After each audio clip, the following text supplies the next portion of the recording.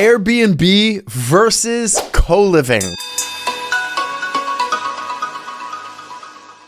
So which one should I invest in? Which one's better? Which one's less management? And which one is a better investment for the long term? Now, obviously, no one has a crystal ball. I was talking with my friends the other day. He said, hey, my crystal ball is in the shop right now, so we're just going on best guesses. But I want to share a few things and why I believe co-living is the wave of the future. And I'll let you make your decision how that compares to the Airbnb craze that was and still is. Don't know. Let's talk about this in this video. I want to share with you 5 things to be thinking about when you're making your investment strategy in real estate. One of the highest cash on cash returns, I think, in real estate over the last few years has been Airbnb. I don't think there's really anybody who can question that. I think if you were in the right market, for me, that market was Asheville, North Carolina, and you had the right homes in the right locations, I think you absolutely crushed, especially when COVID broke out and everybody wanted to not stay in a hotel. Everybody wanted to be out more in the country,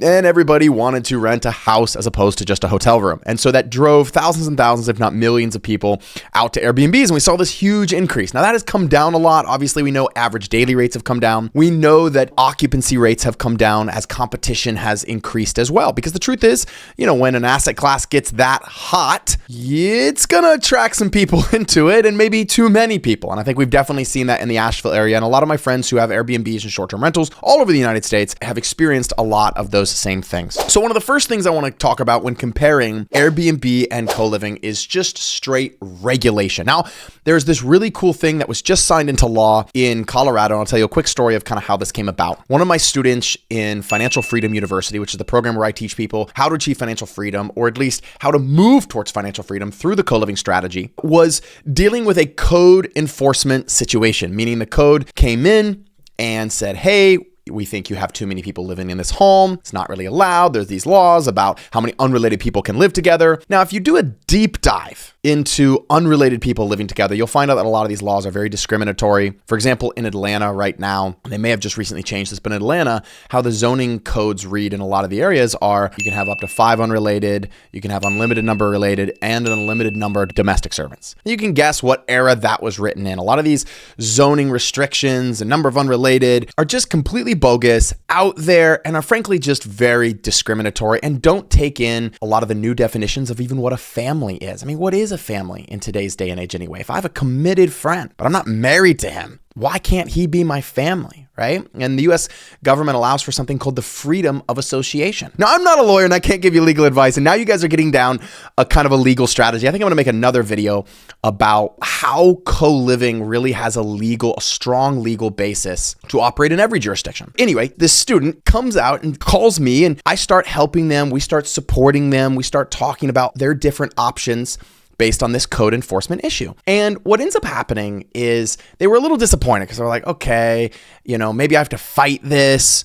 with the membership agreements that we use in our company and all this stuff. And they were like, I don't know if we really want to fight this. So we came up with this strategy. And I won't tell you exactly what the strategy was. We came up with this strategy, but it was a little disappointing. 3 days later, I follow up with that exact same conversation with that exact same student in Financial Freedom University. And they say, hey, did you see what happened? I said, no, what happened? They said the governor of Colorado made it illegal, completely illegal for any local jurisdiction to limit the number of unrelated people living in a house. And it was a mind-blowing, really cool thing. I want to read a little piece from this article. It says, Governor Jared Polis, I think I'm saying his last name correctly, on Monday signed a bill aimed at ending discriminatory rules that limit how many unrelated people can live together into law. It's none of the government's business, Polis said. If they get along and they're roommates and they want to be able to have their leases and live there together, of course Coloradians should be able to do so. House Bill 24-1007, also known as the Harmonizing Occupancy Measures Equitably Act, prohibits local governments from limiting the number of unrelated people living together under the same roof. As she watched the governor sign the bill into law on the west steps of the state capitol, Denver resident Sarah Wells couldn't help but get emotional. We've been working on legislation like this since we moved into our house 9 years ago and have been technically legally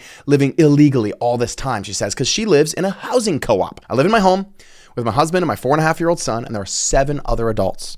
who live with us. And that housing co-op is kind of a strategy that we use and some of the larger tech companies like PadSplit use to kind of operate in this co-living gray area, so to speak. Anyway, the article goes on. We'll drop a link to the article in the description. It's totally well worth the read, but it basically says discriminatory occupancy limits prevent us from living with the people that we choose to live with, says State Representative Manny Rutinel, one of the bill's sponsors. And another little excerpt from this says a lot of those folks are staying with us and living with us and have become member owners of our cooperative, our co-op, because we provide affordable rent, which is a really, really, really cool thing. So I love this bill that just came out. And one of the things when you are comparing Airbnb with co-living is which direction are the regulations going? We're seeing positive regulation like this in almost every area for co-living. We're seeing rules lifted. We're seeing laws like this come into effect. Washington just made a huge statewide thing legalizing co-living. And this is a really, really powerful thing. Now, if you compare that to Airbnb, which way are those regulations going? The opposite direction. And why is that? And that brings me to my second point when you're comparing Airbnb and co-living. I was teaching a co-living course one time and a lady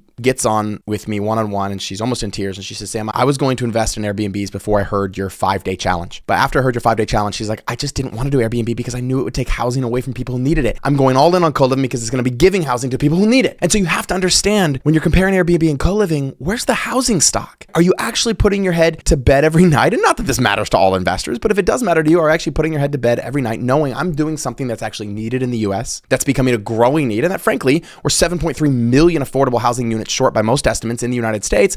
And so now I can contribute to the solution instead of being part of the problem. I know for most investors with a heart, that is a big plus to investing in co-living over Airbnb. And I have some Airbnbs, so I'm not razzing on all Airbnb owners. I'm just saying that's a pretty cool thing when you start to compare these strategies and you ultimately have to make your decision. Point number 3, when I coach people on how to make the decision Airbnb versus co-living, I ask this one question. How many of you think that the economy is going to get better and better and better from here on out, and it's as worse as it's going to get, if that's even correct English, right now? And most people do not raise their hands when I ask them that. And then when I ask the opposite question, I say, how many of you think it's going to get worse before it gets better? Almost 95% of the room raises their hand and says, like I believe, that the economy will get worse. I think all this war and Russia and China and Iran and Israel, all that stuff's going to have to play out. What does that mean? It means we're going to have to print more money to finance these wars. What does that mean? That means inflation is here to stay. What does that mean? That means that the gap between the rich and the poor is going to get greater and greater. What does that mean? Affordable housing need goes up and up. Right? And so I say all of that to say, it depends on what you believe is going to happen in the next 5 to 10 years. If you believe in the next 5 to 10 years, Americans are going to have more and more disposable money to go rent bigger and nicer Airbnbs, then you should go all in on Airbnbs. But if you believe, as I do, that it's actually going to work the opposite, I think the economy is going to tighten and constrict, and inflation is going to be that hidden tax that actually takes away our money as Americans. If that's what you believe, as I do, then you should go all in on something that's needed, not something that's just wanted.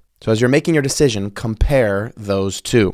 4th reason right here. It's kind of a repeat, frankly, of the 3rd reason. It's where is the economy headed? I'll just skip over this one real fast, but really you need to be thinking about what's your strategy for where the economy is headed long term. I'll give a little bonus point to point number 4. We'll call this 4B. What do you believe is the life cycle of the investment? Every investment, just like a person, has a life cycle, right? It's birthed, it's new, goes through all of the challenges of puberty, then it becomes a young adult, it's a little bit more stable, then it matures, right? And then it gets older, and as it gets older, more people start to take advantage, right? So there's a life cycle to an investment. And when an investment is mature, like I believe Airbnb is, or maybe a little bit past mature, it starts to become what I call a red ocean. A red ocean is when all the sharks are in there. It's red from the blood. Everybody's trying to get a little piece of the action. Your property managers are now charging 30%. Plus, you got to pay for the monthly fee for the Ring camera, plus the monthly fee for the noise monitor, plus the monthly fee for this, plus the monthly fee for this. Airbnb's taking 15%, and pretty soon, 45 to 50% of your revenue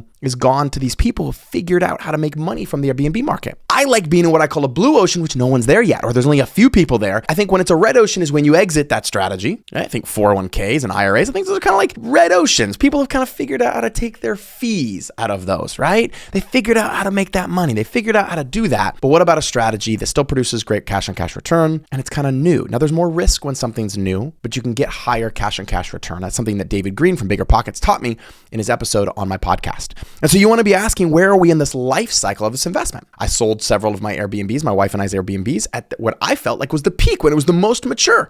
And in hindsight, that was the perfect time to get out. So you want to understand where we are in the life cycle of an investment. And I'll let you make your decision about co-living versus Airbnb. The fifth and final point that I want to make to you today is management. When you manage an Airbnb, you are running a hotel. It is day in, day out. Someone can call you at 12 o'clock. Someone can call you at 2 a.m.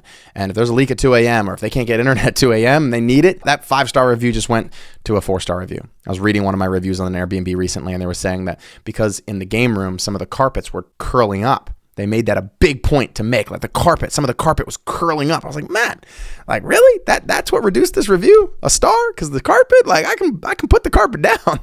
My point in saying that is you have to determine which level of management you want. Do you want to manage Airbnbs and hire someone for that? Or do you want to manage co-living? Co-living is going to be more management than a single family rental, but less than an Airbnb. Airbnb is going to be in the higher end of people coming in and out every weekend potentially for that property. Okay. Ultimately, what I'm trying to do in this video is just give you guys a few ways to think about managing a co-living property versus an Airbnb property. I'll let you ultimately make your decision which way you want to go. So based on this video and based on the points that I've made, I have 2 questions for you. Number 1, what did I miss? What other points would you be considering when you're coaching someone, Airbnb versus co-living? And then the second thing I would ask you to do is drop a comment below on which way you're headed, which way you're leaning. Much love to you guys as you make your decision, as you make your investment decisions. Here's to your success. We'll see you guys soon.